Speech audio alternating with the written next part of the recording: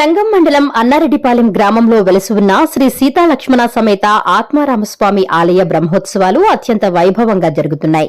బ్రహ్మోత్సవాలలో భాగంగా గురువారం స్వామి అమ్మవార్ల రథోత్సవం రమణీయంగా సాగింది. ముందుగా అర్చకులు స్వామి అమ్మవార్లకు ప్రత్యేక పూజలు నిర్వహించి హారతి కార్యక్రమాలు చేపట్టారు. అనంతరం అందంగా ముస్తాబు చేసిన రథంలో స్వామి అమ్మవారిని కొలువు తీర్చారు. భక్తులు భారీగా తరలివచ్చి రథాన్ని లాగేందుకు పోటీ పడ్డారు. అడుగడుగునా భక్తులు కొబ్బరికాయలు కొట్టి కర్పూర హారతులు ఇచ్చి మొక్కులు తీర్చుకున్నారు. భక్తులు భారీగా తరలివచ్చి రథంపై కొలువుదీరిన స్వామి అమ్మవార్లను దర్శించుకుని తరించారు. రథోత్సవం సందర్భంగా ఏర్పాటు చేసిన విచిత్ర వేషధారణ ప్రత్యేక ఆకర్షణగా నిలిచింది. ఈ కార్యక్రమాలకు ఉభయకర్తలుగా కీర్తిశేషులు పులగం వెంకటశేషారెడ్డి, పులగం దయాకర్ రెడ్డి జ్ఞాపకార్థం మల్లారెడ్డి, వెంకటరామరెడ్డి, పులగం కృష్ణారెడ్డి, మణిమాల మధుసూదన్ రెడ్డి మరియు వారి కుమారులు వ్యవహరించారు. ఆలయ ఈవో వరప్రసాద్ రెడ్డి పర్యవేక్షణలో ఈ కార్యక్రమాలు జరిగాయి. ఎటువంటి అవాంఛనీయ సంఘటనలు జరగకుండా ఎస్ఐ రాజేష్ పోలీస్ సిబ్బందితో పటిష్టమైన బందోబస్తు ఏర్పాటు చేశారు.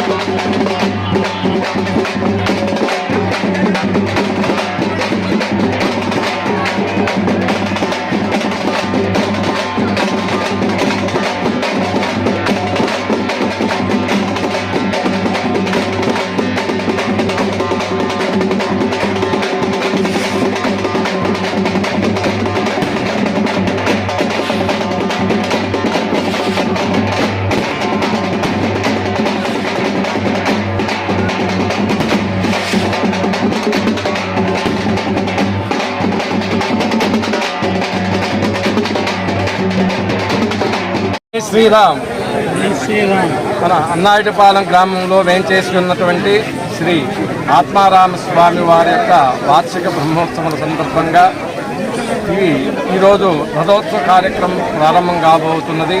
నిన్నటి రోజు శ్రీ సీతారామస్వామి వారి యొక్క కళ్యాణ మహోత్సవం వైభవంగా జరుపుకొని ఈరోజు శ్రీ సీతారామస్వామి వారు రథోత్సవంలో మన అన్నారెడ్డిపాలెం సొరబీదుల్లో గ్రామోత్సవం జరుగుతుంది. ఈ యొక్క రథోత్సవంలో పాల్గొన్నటువంటి భక్తులందరూ కూడా మన చుట్టుపక్కల గ్రామాల నుంచి కూడా అందరూ కూడా ఈ యొక్క రథోత్సవాన్ని దర్శించే దానికోసంగా వారి యొక్క కోరికలు ఏవైనా ఉన్నా కూడా ఆ కోరికలన్నీ కూడా ఈ రథోత్సవం రోజు స్వామివారికి వారి కోరికలు విన్నపించుకుని ఆ కోరికలు తీరేటట్టుగా ఆ స్వామివారు అనుగ్రహిస్తూ ఉంటాడు సంవత్సరం కూడా. అలాగే ఈ రథోత్సవంలో పాల్గొన్నటువంటి భక్తులందరూ కూడా పునర్జన్మ ఉండదని చెప్పి మన శాస్త్రాలని కూడా చెప్పచ్చామట. రథోత్సవం ఎవరైతే దర్శనం చేసుకుంటారో రథోత్సవంలో ఉండేటువంటి స్వామివారిని వారందరూ కూడా పునర్జన్మ ఉండదని చెప్పి మన శాస్త్రాలన్నీ కూడా మనకి మహర్షులు అందరూ కూడా చెప్తున్నాయి.